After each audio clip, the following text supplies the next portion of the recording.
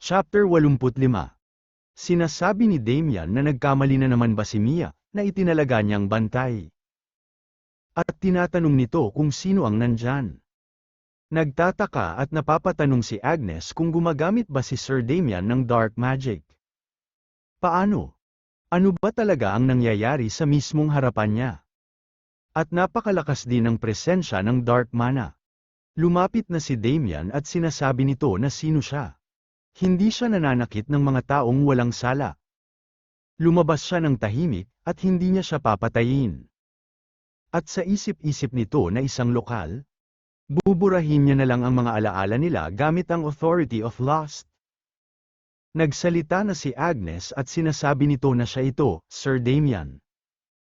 Nang laki ang mga mata ni Damian sa gulat, at lumabas na si Agnes at tinatanong nito kung ano ba ang lahat ng ito.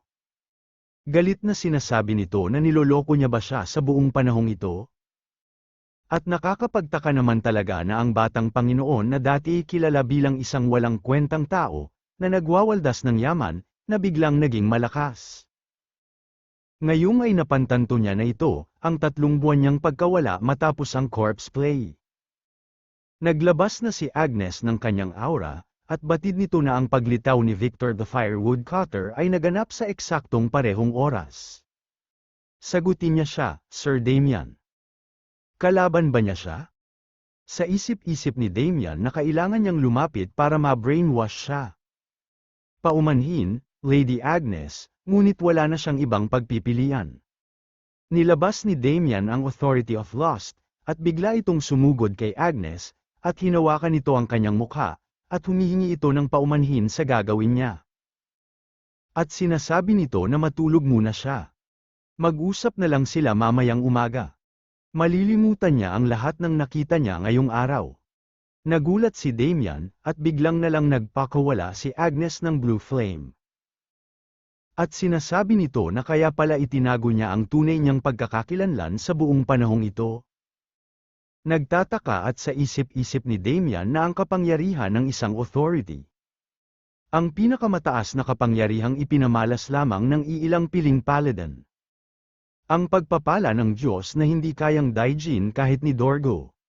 Ang kapangyarihang yon, na hindi batid ang mga hangganan, ay ngayoy. Inactivate ni Agnes ang stigma, at galit na sinasabi nito na ang munting pakulo niya ay nagbigay sa kanya ng sagot. Siya ang kanyang kaaway. Sa isip-isip ni Damian na nadepensahan niya ang authority. Sumugod na si Agnes at sumisigaw at tinatanong nito na kung nasiyahan ba siya sa panlilinlang sa kanya, Damian Haxen. Lumapit si Domenico at binabanggit nito ang pangalan ng kanyang Panginoon. Sinasabi ni Damian na huwag siyang makialam. Kapag hinawakan niya ang mga apoy na iyan, dadalisayin siya hanggang sa tuluyan siyang maglaho. Sinasabi ni Agnes na ang mga apoy na ito ay puot ng Diyos laban sa mga dark mage na tulad niya. Patuloy lang na umaatake si Agnes at hinaharangan lang ito ni Damian, at sinasabi nito na Lady Agnes. Kumalma muna siya sandali. Galit na sinasabi ni Agnes na hindi na siya makikinig sa matatamis na kasinungalingan ng isang ahas. Napailing si Damian at sa isip-isip nito na nawala ba ang kanyang katinoan, dahil sa biglaang pag-apaw ng banal na kapangyarihan. Hinaharangan naman ni Damian ang mga atake nito at ginamit nito ang Myriad Insight, at sinasabi nito na makinig lang siya sa kanya. At nakapag-counter ito sa mga ataking ginagawa ni Agnes, at tumalsik ito. Nagawa naman ni Agnes na hindi matamba at napaupo lang ito. At bigla na lang ito napasukan ng dugo. Naglabas ng espada si Damian at sinasabi nito na tapusin na nila ito rito. Kung lalampas pa ito rito, wala na siyang ibang pagpipilian kundi patayin siya. Sinasabi ni Agnes na ibig bang sabihin niyan ay balak niya siyang patawarin? Napaka-arogante. Tunay ngang naging mas malakas siya sa pamamagitan ng biyaya ng unang banal na emperador. Gayunpaman, hindi lang siya ang nakatanggap nito. Nagulat naman dito si Damian, sa nakita nitong malaking kapangyarihan na nilabas ni Agnes. At batid ni Agnes na hindi siya karapat-dapat sa espada na yan. Siya mismo ang babawi sa Don. Nababahala at sa isip-isip ni Damian na isang rampage ng stigmata, at ang basbas pa ng unang banal na emperador. Paano na ito? Umiiyak na sinasabi ni Agnes na kasama ng kanyang pusong nagkakanlong sa isang dark mage. Masunog siya at maging abo. Sa isip-isip ni Damian na parabang nahuhulog ang araw.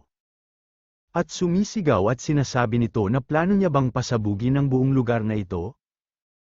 May tumatakbo na isang kaluluwa, at bigla itong hamarang at nakikiusap ito, at sinasabi nito na huminto na siya Paladin Agnes. Sa isip-isip ni Damian na siya yung lalaki noon. Ano ba ang ginagawa ng extra na yan?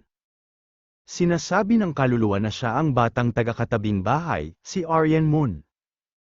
Napalingon si Mia, at parang may naramdaman ito, at parang may tumatawag dito. Sa ibang lugar, may isang lalaki na nagsasalita, at sinasabi nito na ang amoy ng mundo ng mga mortal na nagpapaalala ng nakaraan. Sa Tart Kingdom, nakatayo ang isang lalaki sa nasusunog na bayan, at sinasabi nito na ang bango pa rin ito, kahit makalipas ang 1,000 taon.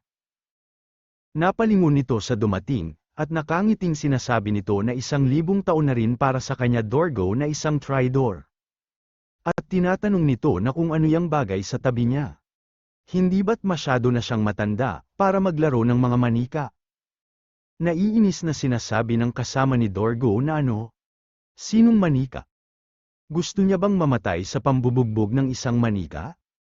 Pinapahinto naman ito ni Dorgo, at sinasabi nito na ikagagalak niya kung titigilan niya ang pagsasalita ng walang galang sa kanyang mga anak. Ipapakita niya rin sa kanya ang parehong paggalang. Hari ng impyerno, dakilang duke na si Baal. Humingi naman agad ng paumanhin ang hari ng impyerno na si Baal, at sinasabi nito na huwag pa rin siyang masyadong formal. Hindi naman kailangan sa pagitan nila. Sinasabi ni Dorgo na oo nga pala, hindi niya ba papatayin yung mga nakulong sa loob? Sinasabi ni Baal na oo. Plano niyang magsaya kapag tapos na ang request niya. Nagtataka naman sila at sinasabi nila na magsaya, ano ang ibig niyang sabihin? Sinasabi ni Baal na ang tinutukoy niya ay yung nasa loob.